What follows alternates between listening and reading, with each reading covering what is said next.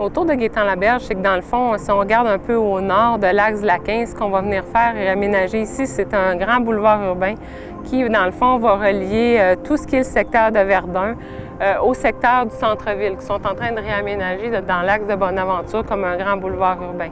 Donc, ce qu'on avait avant ici, c'était vraiment des bretelles autoroutières, des bretelles en structure. Ça va vraiment devenir un environnement qui est plus typique ville au sol. Toutes les entraves commencent par une aire de travail à sécuriser. On part toujours, on a à faire le boulevard Gaétan-Laberge, bien, ça prend aucun usager sur le boulevard Gaétan-Laberge. Avant de faire l'entrave, on fait une étude, puis on valide chacune des routes, naturellement, de transport en commun. On va travailler vraiment en amont des mois à l'avance pour regarder si l'entrave, par rapport aux travaux qui sont faits autour de nous, je parle au projet Bonaventure, au projet KPH Turcot, si cette entrave-là va avoir une incidence. On a tous les comptages, donc tous les véhicules, la quantité de véhicules à l'heure, les heures de pointe, les pics. Puis il y a des programmes de simulation. Donc ces programmes-là, ça fait rouler vraiment, on ferme une bretelle, il y a une bretelle temporaire, les rayons de courbure sont évalués.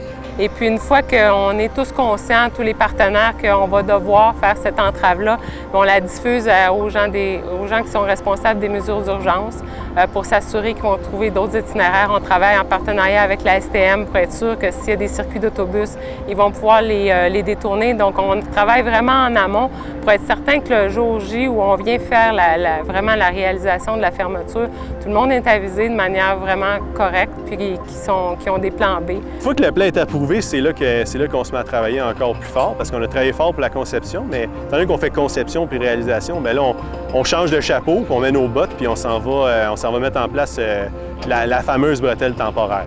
C'est sûr que, la nuit, on met en place une entrave. Le lendemain matin, il y a quand même un monitoring à faire. On veut s'assurer justement que ce qu'on avait prévu se réalise, donc qu'il n'y a pas de fil de congestion, que les gens comprennent bien le message et puis que, dans le fond, l'entrave est conforme à ce qu'on avait prévu dans notre plan de match initial. Donc, on a des équipes qui font le monitoring, qui circulent, qui regardent le comportement des usagers, qui détectent les files d'attente, qui essaient de détecter un peu ce qu'on n'aurait pas pu voir au niveau de la conception. Donc, il y a toujours ce que j'appelle une espèce de fine-tuning qui est fait.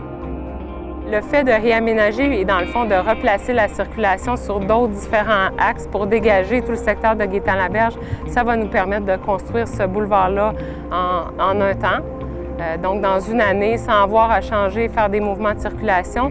Et puis, ça a été fait, dans le fond, dans une optique où, quand il y aura des grandes entraves dans le chantier de Turcot, à ce moment-là, on va avoir un axe dans le projet de signature sur le Saint-Laurent qui va être fini puis qui va pouvoir servir un peu de soupape au centre-ville.